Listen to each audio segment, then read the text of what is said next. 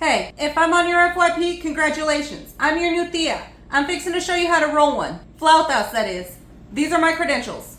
So hit that follow button and come on, let's go. I just recently found out that I have actual subscribers. Thank you. I appreciate you. Start by heating up your pendeja beater 12,000 on medium high heat. Then you want to add in just a little bit of oil. You want about 3 to 4 tablespoons. For this recipe, I'm going to be using a 2.5 pound chuck roast. And I'm just going to slice that up with my machete 2.0. You want them to be about 1.5 inches by 1.5 inches by 1.5 inches. It doesn't have to be precise. Once your meat has been cut up, put it inside of a bowl, and then you want to season it with equal parts of salt and pepper.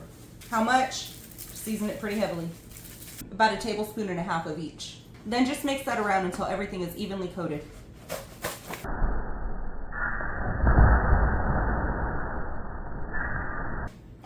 Pan overboard. Once this has been seasoned, let's take it over to our pan. Slowly start adding your meat into your pan. You just want to sear, you don't want to cook it all the way through. I am using my Instapot for the rest of this recipe after we get done with this, but you can use a pan and you can boil the hell out of it, or you can use a crock pot and cook it in there on low for 8 hours, whatever you prefer. Once your meat is seared on all sides and it looks like this, go ahead and start throwing it into your pot. Just stick that in your Instapot. To this, I'm going to add about 2 cups of beef broth.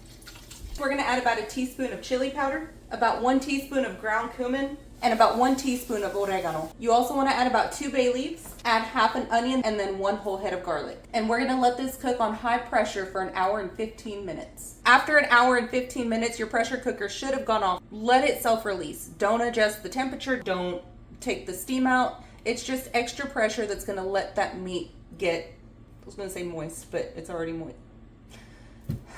It's gonna let your meat get tender, so don't release that extra pressure. If there's no steam coming out, that means it's done. To see if your meat is tender, just grab a piece and squish it. If it squishes and breaks apart really easily, you know it's done. That tastes so good. Pull out your garlic and your bay leaves. We're gonna put the garlic back in, but we wanna take all that husk off of it. Add your garlic back in. It should come out of the husk really easily. Strain off the majority of the consommé that was left in here. Save that for later. I'm just gonna go ahead and shred this up with my hand mixer. I'm leaving onion and garlic in there. Next, you wanna get some corn tortillas and roll that up into some paper towels. We're gonna pop this into the microwave. After about 1.5 minutes of microwaving, your tortillas should now be soft. To roll these up, grab a tortilla, then you wanna get about 3, maybe 4 tablespoons of your meat and put that right on top. You wanna put it closer to one of the edges, but put it in a straight line. And then you just wanna slowly roll that up. If your tia never taught you how to roll one, I'm teaching you right now. Not that stuff. Do this until you've gone through all of your meat or all of your tortillas. If you want to add cheese to these, go ahead. I'm not going to because this meat is so flavorful as it is. I don't need cheese for this. I would suggest adding some Oaxaca or some quesadilla cheese. Now, because Tia is a busy woman, I'm gonna freeze these for another night this week. To freeze them is fairly simple. You just put them in Tupperware. You don't want them too close together. You really don't want them touching at all because they will release just a little bit of moisture and you don't want them breaking on you when you try to take them back out of the freezer. So I'm just gonna layer these, and then if I need to, I'll put a little bit of parchment paper on top to separate them and make sure that they're not touching. And then add the next ones.